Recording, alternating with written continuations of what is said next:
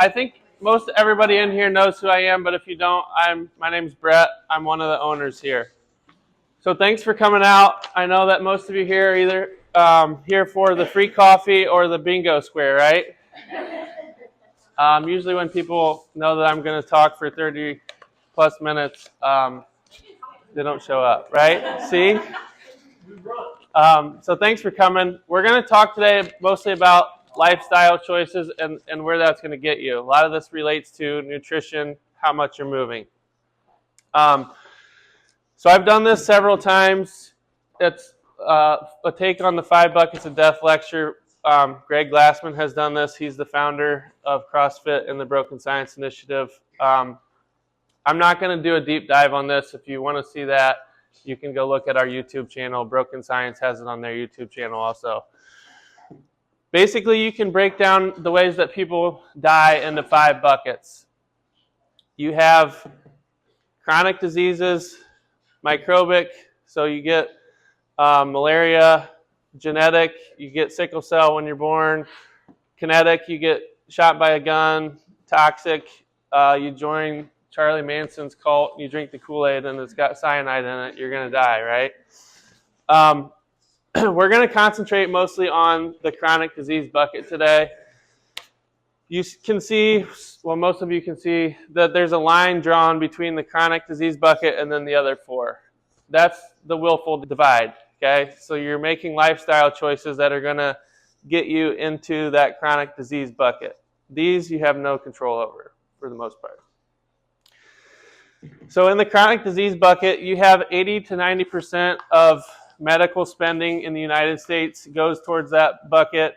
70 to 80% of the deaths in the United States also come from that bucket. The other 4, that's 10 to 20% of medical spend, and that's 20 to 30% of deaths. Those numbers will vary depending on what year you're looking at. On the CDC's website, you can look all that information up. So in the chronic disease bucket, you have things like obesity, strokes, hypertension, chronic heart disease, cardiovascular disease, diabetes, Alzheimer's, mental illnesses, and then cancers. I'm not saying that every one of those things is 100% preventable, but the majority of it goes away through diet, exercise, and other lifestyle choices. Some of the information that has been coming out through the Broken Science Initiative recently, they've published things through their medical society, so they have doctors come in and speak. I wrote their names up here. You can look those up. But they're focusing on mental health, cancer, and then Alzheimer's. Those are 3 things that they're starting to see that we do have more control over. The less you eat carbohydrates, the more you're moving. Okay? I will get back to that here in a little bit. So to kill the chronic diseases, you got to get off the carbs and off the couch. Those are 2 things that you'll hear me say quite often. Am I telling you that you have to completely give up carbohydrates? No, I'm not. But they're also not all created equally. So if you have ever heard of the glycemic index, you can look up a food. It will tell you how fast it's going to raise your blood sugar. The foods that raise it higher, the more often you eat those, the worse it's going to be, the closer you get to that chronic disease bucket. The other thing is sedentaryism. So if you're not moving, you're not burning off that energy that you could be by moving your body like you guys just did for 24 minutes in that workout. If you're eating excess refined carbohydrates, you're going to have problems down the road if you continue to do that. Your blood glucose levels get elevated. That's a problem. Again, you're going to get led over to that chronic disease bucket. The longer you do that, the more often you do that, the more things that you're probably going to see start showing up on blood tests when you go to the doctor. So again, if you take one thing away from this today, watch your carbohydrate intake, watch the quality of what you're eating with those. Start moving. So there's 3 energy sources that your body can recognize. These three things are insulin's messengers throughout your body. So you have glucose, most of you know that as carbohydrates, amino acids, which are your proteins, and then fatty acids, dietary fat, whatever it says on the back of your nutrition label. I've grouped those into three categories and then color-coded those on like things that you should eat more often, you should eat less, and then you should eat like rarely, special occasion type things, okay? Glucose or carbohydrates. Fruit and vegetables, those are probably okay to eat a decent quantity of, right? Rice, flavored yogurts, that's going to elevate your blood sugar a little bit faster. Flavored yogurts usually has some sort of type of sugar in it. And then, like the stuff that you want to try to avoid more often than not, candy bars, pop, sweetened sports drinks. So if you drink Gatorade and it's not Gatorade Zero, you should probably look at switching that out. The FDA, they have a dietary guideline of, I think, 50 grams of sugar per day of added sugar. So if you're not looking at your nutrition labels, you're probably eating way over 50 grams of added sugar a day. And what I would tell you to do is that's probably way too high. You should probably cut that number in half. So just keep that in mind. Other things that are in there, grains, cereal, alcohol, sugar. For the protein or amino acids, beef, fish, chicken, eggs, eat as much of that as you want. Probably going to get too full before you eat too much of that. Mikkel? Yeah, you will. In the red category, hot dogs, chicken fingers, chicken nuggets, protein bars. I drew an arrow from protein bar to candy bars. If you're not looking at your nutrition label, there's probably a pretty good comparison there. You're getting a little bit more protein on the protein bar, right? But you're going to pay for it in the added sugars and all the extra shit that they put in the ingredients. Again, I'm not telling you that you can't eat those. It's a good supplement, but you got to know why you're eating it. It's because I'm not eating enough whole foods to get me to my protein number, right? And then fatty acids, you can put a bunch of stuff up there. Nuts and seeds, egg yolks. Nut butters, that's something that you should probably look at how often you're eating those. And then vegetable oil, canola oils, those are things that you want to eliminate or limit. So how did we get here? In the 70s, I think, so 40 or 50 years ago, the USDA put out their fancy food pyramid. Does anybody remember that? So they're telling you to eat the most of grains and cereal. So where did I group those in the glucose bucket? Minimal. You should be eating those minimally. The next group they're saying you need to eat more of is fruits and vegetables. So if you draw a circle around the two biggest groups, it's glucose. So they're basically telling you, hey, dump as much sugar into your blood as you can, see what happens. If you go to Walmart, you can see the result of that a lot of times. Just walking around, looking at people, they're following the standard American diet. And I know that I'm not trying to make fun of people, but that's literally what happens. Yeah. Yeah, I get that, but there's other choices that you can make, and we're working with that through the health department. There's a little coalition going on, and we're looking to address some of those things at the local level that might be a barrier. But there are alternatives and swaps that you can make besides those two things. Then they're saying eat moderately your protein sources, so meat, poultry, fish, eggs, dry beans, and then dairy. That should probably be one of the primary things that you're eating. And then eat less, they're saying fat, oil, salt, and sweets. I can get on board with the sweets there. The fats, depending on what oils you're using, you could probably bump that up. But like 60% of what they're telling you to eat is some sort of carbohydrate, which is not usually a good idea. So the standard American diet, the acronym I use there is, it's sad how we got to that situation, because basically people are listening to the government and they're basically steering down the road that's going to lead to chronic disease. One of the other things that I hear often, I do a lot of nutrition coaching, is if I'm in a hurry, I go through fast food because it's convenient, it's cost effective, and it tastes good. I can get on board with the taste good thing. A lot of it does taste good. Convenient, I would challenge anybody that's doing that right now. Time yourself when you get into the drive-thru at whatever fast food restaurant you're at, and then the next time you go to do that, go to a grocery store instead that you probably drove by to get to the fast food restaurant. Go in and get a rotisserie chicken and get a bag of salad and dump that in there.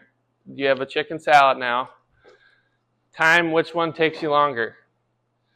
Look at your receipts on both of those days. Which one costs more? It's either going to be damn near comparable, or the stuff that you're getting at that grocery store is going to be less expensive. And then the taste. At some point, the tobacco companies started buying up food companies. So they started engineering the food to tickle your brain. You're getting a dopamine hit when you eat those processed foods. There's added sugars in them.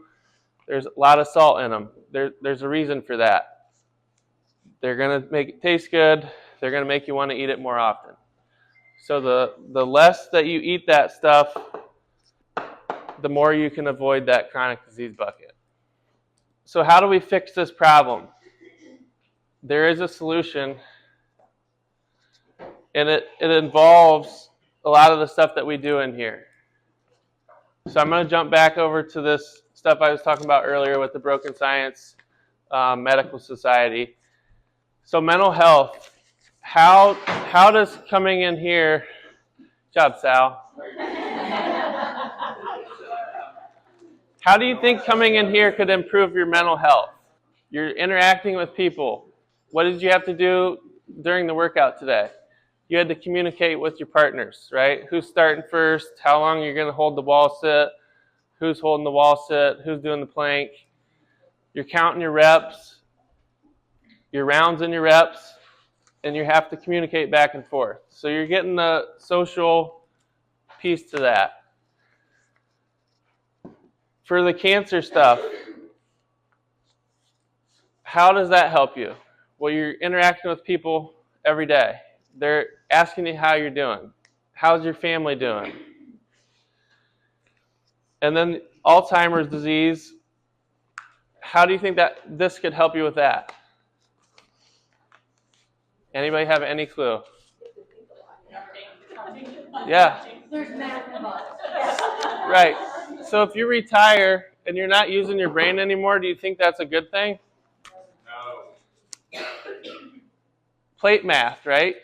You have to add up weights to figure out what you're doing. You have to count your rounds and reps. You're talking to people again, right? All these doctors up here, Chris Palmer, Thomas C. Fried, Dale, I don't know how to say that guy's last name, they're all saying the same thing. These are metabolic diseases that basically most of the time are originating from what you're eating and how often you're moving. Again, we do have the metabolic fix for this.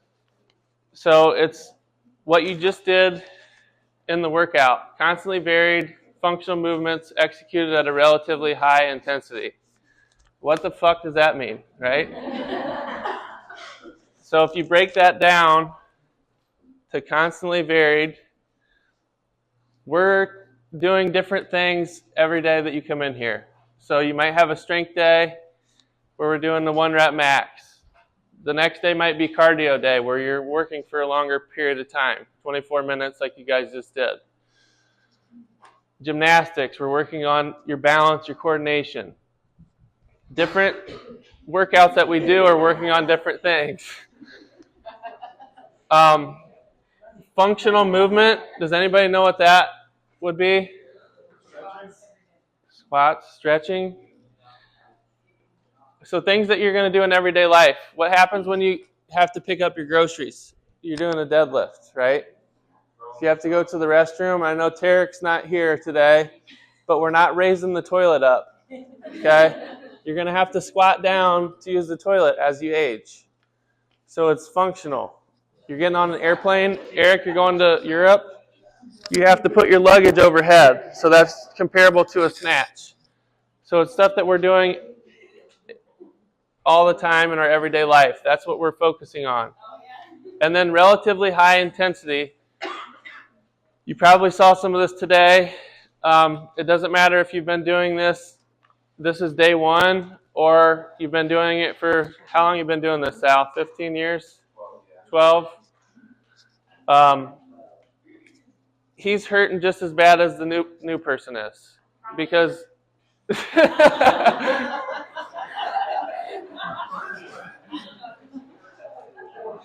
if he's working hard enough like he should be, he would have been hurting just as much as the new person, right?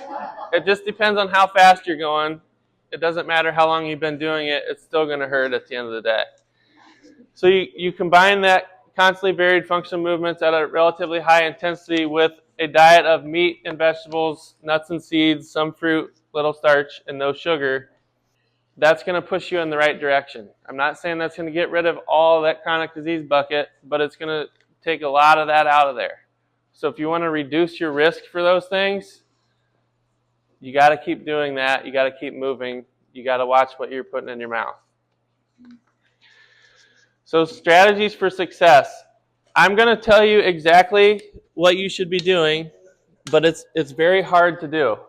I'm saying all this stuff, but if you ask me, hey, do you ever drink alcohol? Do you ever drink sugar? Yeah, I do. I do that on occasion. But I try to limit how often I'm doing that and what I'm putting in my body 95% of the time. So some strategies for success. When you're at the grocery store, you want to shop around the outside aisles. If you go in the middle of the store, they're on a shelf for a reason. That food can sit there for a long period of time and it will not go bad. Click list. So if you order groceries online, don't even go into the store. That will remove some of that temptation. Is that your alarm you were supposed to have earlier, Caroline?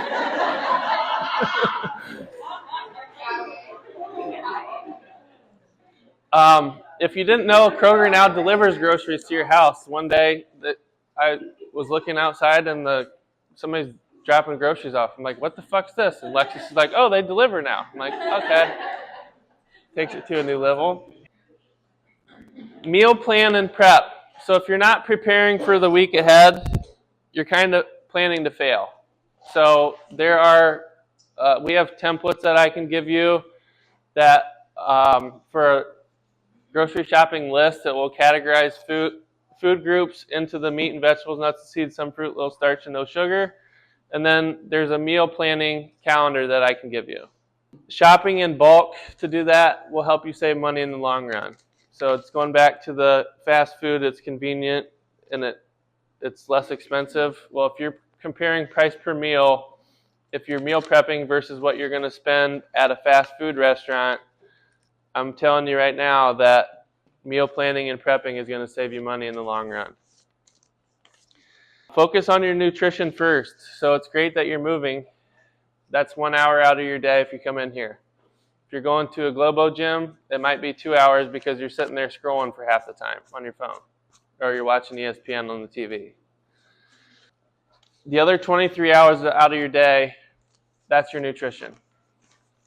So it's going to be hard. There's a lot of temptations out there. How many fast food restaurants did you drive by on your way here? You got to say no a lot to those things.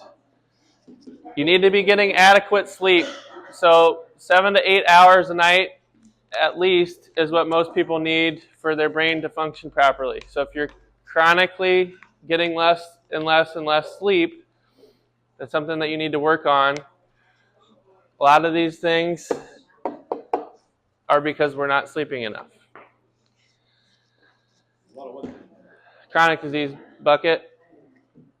If you're not sleeping enough, your body can never recover. It's going to decay over time.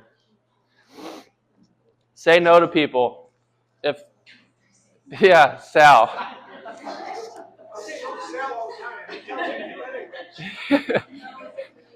If it's not leading you toward your goal, you're going to have to start saying no to people eventually.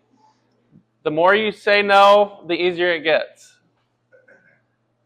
So say no to people if you need to. Read your nutrition labels. So does everybody know how to read a nutrition label? You flip the package over, it's got total calories at the top, it will list the number of servings, and then it breaks it down into protein, carbs, and fats. Look at that stuff.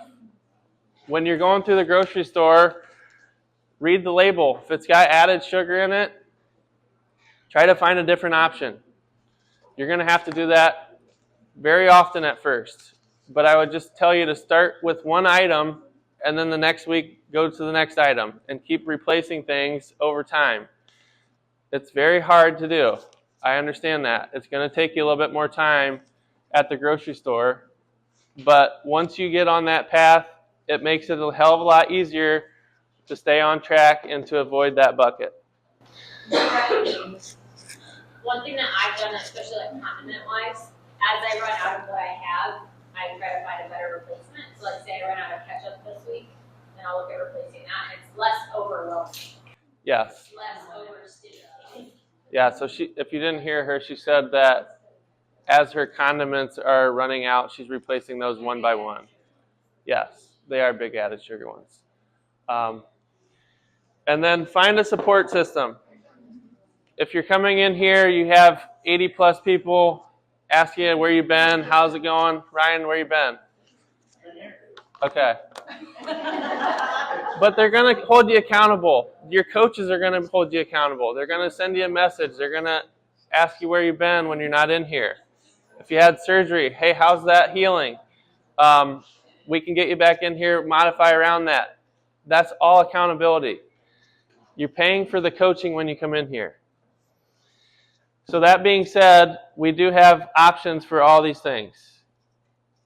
These are going to cost you money to come in here. You're investing in your health. You're investing in your wellness. You're either going to pay us now, you're going to pay a nursing home later. Those are your two choices. So group fitness, obviously you guys just did that. We have nutrition coaching. We have group nutrition coaching that's starting tomorrow. We have at-home programming, so if you're not a member and you don't want to come in here, we can help you figure that out based on the equipment that you may have or you might not have at home. Personal training, we're offering that in 2025. We have corporate wellness, so if you are a business owner or if you work for a business and you think that's something that they would be interested, send them our way. We can basically build a package for them based on what they're looking for. Nutrition, movement, you can come in here, we can come to you, all those things. And then team building. So if you're looking for an organization, sports team, business, whatever, you can come in here. It'll be a one-time deal. We can set that up. Just moving with people that you work with helps you buy in. It helps you bond. And then free options. So I'm not just going to tell you what we're selling. Go to CrossFit.com. They have a workout of the day on there almost every day. There's recipes that they put out. Pretty soon, there will be a daily fix coming through the Broken Science Initiative and the MetFix affiliates. So we are a MetFix affiliate. At some point in the next year, I'll say, there'll be a plug-in to our website that will have a recipe every day. It will have a workout every day. And then we'll have an article of some sort that will give you some education on something related to probably nutrition, studies that have found to be fraudulent, just various different things.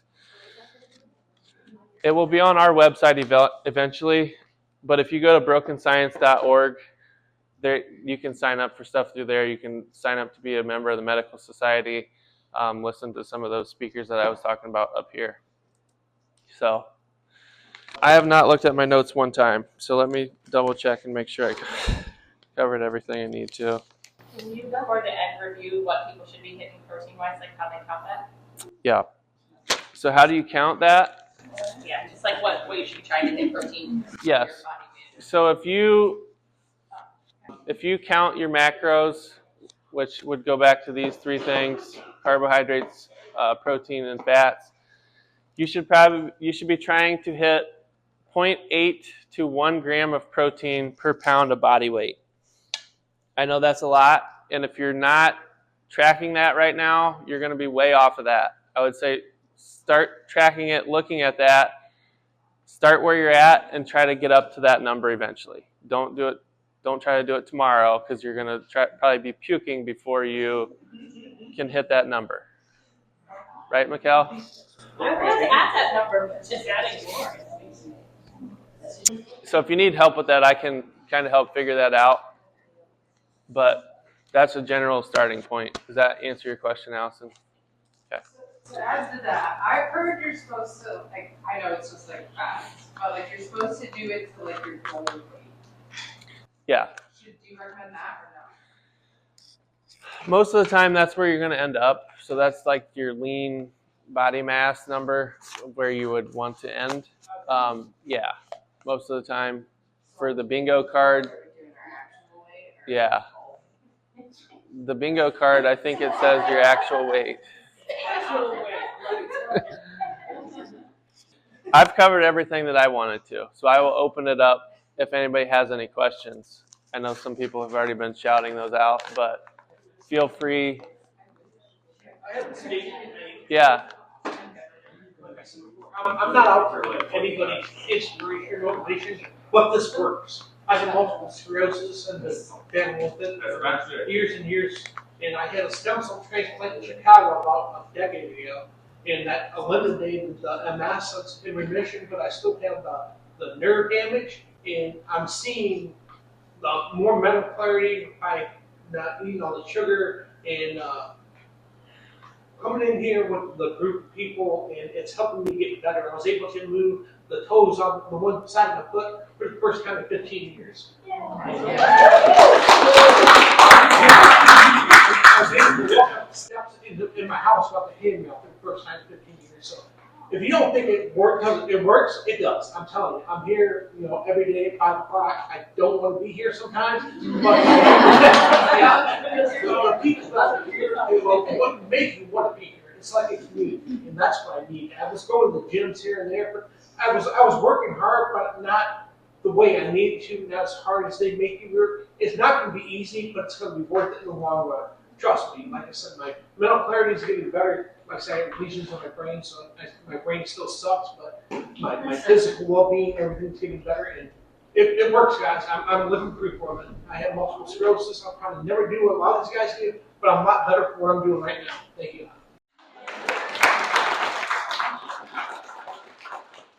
Thanks, Jared. That's a good testimonial for us. And if you haven't subscribed to our YouTube channel, you can see Jared's story. Follow